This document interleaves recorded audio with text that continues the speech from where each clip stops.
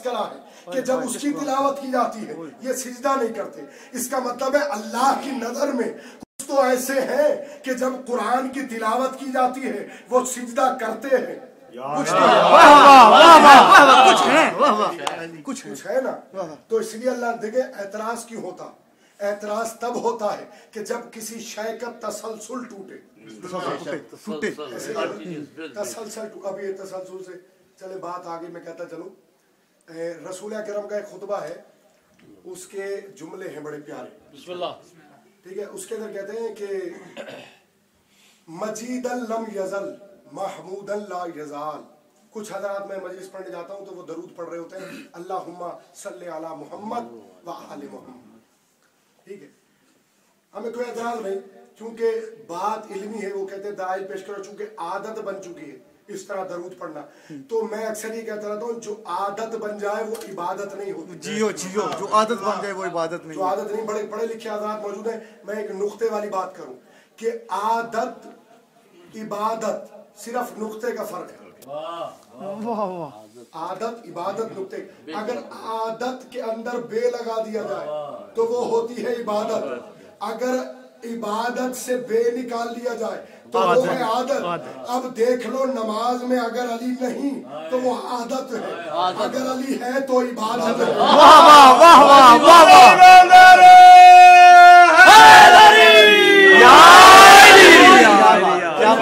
کہ عدم انقطاع کا نام ہے زوال. رسول کہہ رہے ہیں مجید لم یزل محمود لا یزال, کہ وہ ایسا مجید ہے کہ جس کو کبھی زوال نہیں. محمود لا یزال. اب عربی دان اگر بیٹھے ہوں ماضی مضارع کے پہلے اگر لم لگا دے تو وہ ماضی منفی بن جاتا. ٹھیک ہے, ماضی منفی. عدم انقطاع کا نام ہے زوال. محمود لا یزال, کہ وہ ایسا تعریف کرنے والا کہ کبھی رکا ہی نہیں. کبھی رکا تعریف کرنے. اب انقطاع کیسا؟ انقطاع سانس کا بھی ہو تو بھی انقطاع ہے. اللہم صلی علی محمد انقطاع ہوا آل محمد, اور تم نے محمد کو آل محمد سے جدا کر دیا. یہ ہے زوال. اور آپ کی زندگی میں مثال دوں.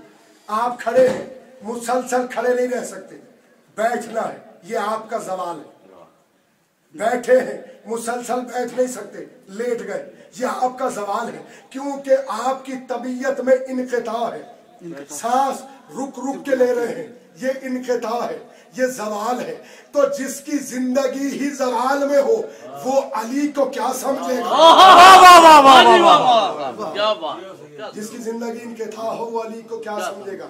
اس لیے جب بھی درود پڑھے تو مل کے پڑھا کریں. یہ پیغام میرا جہاں تک پہنچا سکتے ہیں پہنچائے. تو بات ہو رہی تھی قرآن کی. وَإِذَا قُرِئَ الْقُرْآنُ عَلَيْهِمْ لَا يَسْجُدُونَ. جب بھی ان پہ قرآن پڑھا جاتا ہے وہ سجدہ نہیں کرتے.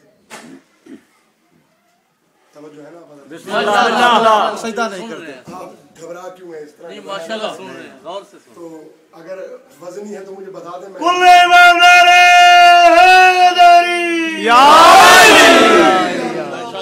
ماشاءاللہ اللہ. ایک بات آ گئی ہے وہ میں ساتھ ساتھ کرتا چلوں, کیونکہ آج کل بڑی بحثیں بھی چلی, پچھلے دنوں میں بحثیں چلی کہ ولایت علی پہ بات ہو رہی ہے. وہ کہتے ہیں کہ کوئی مدلل دلیل ہونی چاہیے نماز میں علی ولی اللہ پڑھنے پر. ٹھیک ہے, یہ تو ویسے اپنی اپنی قسمت ہے, کوئی پڑھتا ہے کوئی نہیں پڑھتا. لیکن جو پڑھتے ہیں اور جو نہیں پڑھتے وہ دونوں ہی اس بات کو بڑے غور سے سنیں. آپ مولا کی زیارت پڑھتے ہیں یوم احد کے دن, ہفتے کے دن, اس کے اندر زیارت میں آپ امیر کائنات کا ایک جملہ پڑھتے ہیں السلام علی خاصۃ اللہ. آپ کہتے ہیں سلام ہو آپ پر اے اللہ کا خاصہ. اللہ کا خاصہ. اللہ کا خاصہ. جو انگلش بولنے والے میرے بھائی ہیں جوان, وہ میں اور سلیس کر کے بیان کروں. خاصہ کس کو کہتے ہیں؟ خاصہ مثال کے طور پر آپ کا سونا آپ کا خاصہ, آپ کا سونا آپ کا خاصہ, آپ کا چلنا آپ کا خاصہ, آپ کا پینا آپ کا خاصہ, آپ کا کھانا آپ کا خاصہ ہے.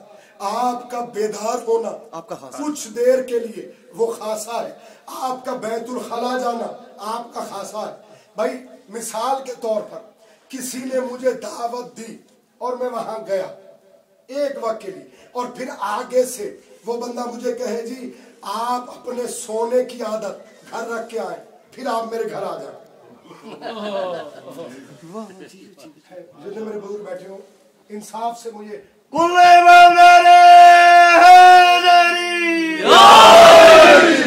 ایک مرتبہ درود پڑھیں بابا،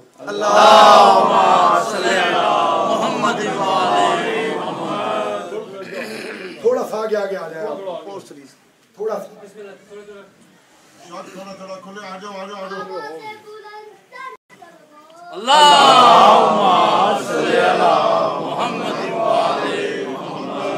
پھر بھی مل کے بابا نے بلند سے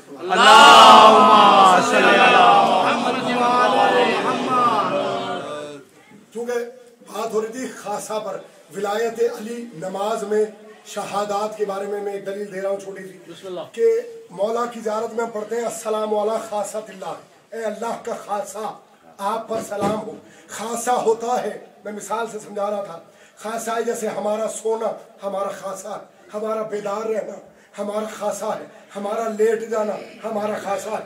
کوئی مجھے دعوت دے کر بلائے کہ میرے گھر آؤ، اور ساتھ ہی شرط لگا دے کہ اپنے سونے کی عادت گھر رکھ کے آنا، پھر آ جاؤ، پھر کہے کہ آپ اپنے کھانے کی عادت گھر رکھ کے آ جاؤ، پھر آ جانا، پھر کہے آپ اپنے چلنے کی عادت گھر رکھ کے پھر میرے گھر آ جاؤ، میں کہوں گا لعنت ہے تیرے ایسے بلانے پر،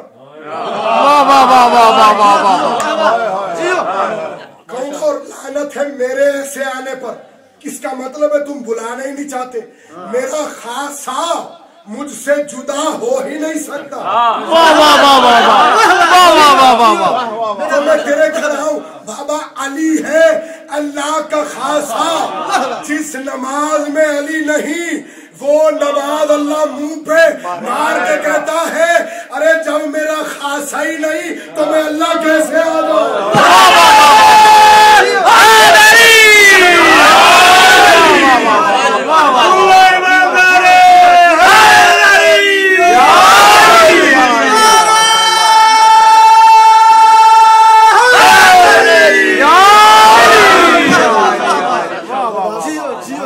سمجھ میں آئی؟ کیا بات ہے، اتنی آسان اور مدلل بات ہے۔ اب اس کے بعد بھی جو نہیں پڑھتا تو پھر ختم اللہ علی قلوبہم وعلی سمعہم وعلی ابصارہم، کیونکہ مہر لگ گئی ہے اس کے کانوں پر، اس کے دل پر اور اس کی آنکھوں پر۔